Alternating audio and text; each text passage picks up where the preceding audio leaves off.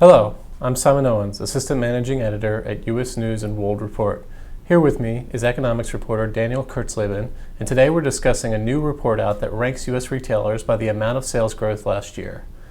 Now, Danielle, tell us about this report. What kinds of retailers came out on top? Right. Well, the report is from Stores Magazine, which is a publication of the National Retail Federation.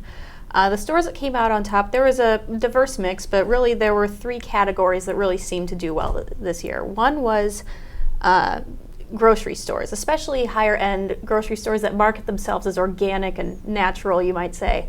The top store was Sprouts Farmers Markets.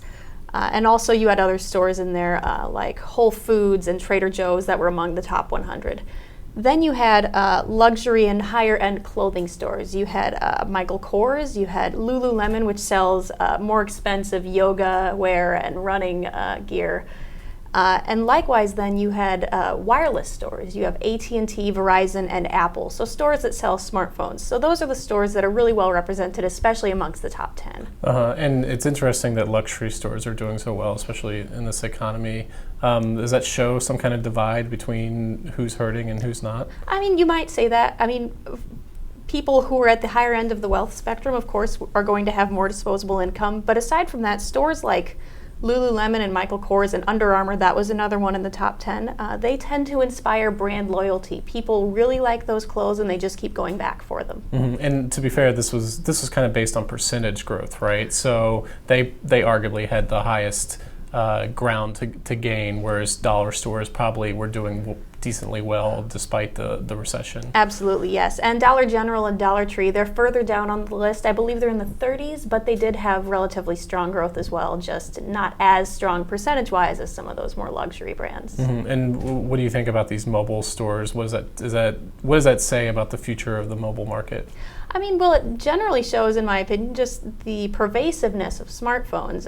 People want to keep up on the latest technology, and people use their smartphones more and more for everything they do in life. They check their email on them, they surf the web on them, they buy other things on them. So you could say it's both a sign and a driver of retail growth. And then, of course, one of the big winners was Amazon. Mm-hmm. Can you talk a little bit about that? Like how big of growth were they seeing? Right, Amazon is really interesting. It was at $26.5 billion in sales last year, and that was more than 40% growth. So that's a huge retailer that had huge growth, and it was among the top 10. What that means is it could hurt brick and mortar stores, especially there's some buzz now that Amazon might come out with same-day shipping. That means that people may not feel the need to go out to stores to buy their goods. But then again, it's worth noting that people really do like to buy their apparel in person. They like to go to the store, is what retail analysts say, and try the clothes on as opposed to waiting for them to show up in the mailbox. Mm-hmm. Of course, now they have comparison shopping where you can go to the store and scan it, and Amazon can show you a price comparison as well, right? That's true. And it's a question of how far Amazon can push it while still, not allowing you to be able to be in person and see the goods. So Amazon is really trying to push the envelope every year, trying to add on more and more ways to make the process better of shopping online. Mm-hmm. Okay, well, that's all we have for you today. Thanks for joining us at U.S. News and World Report. To learn more, visit us on the web at usnews.com.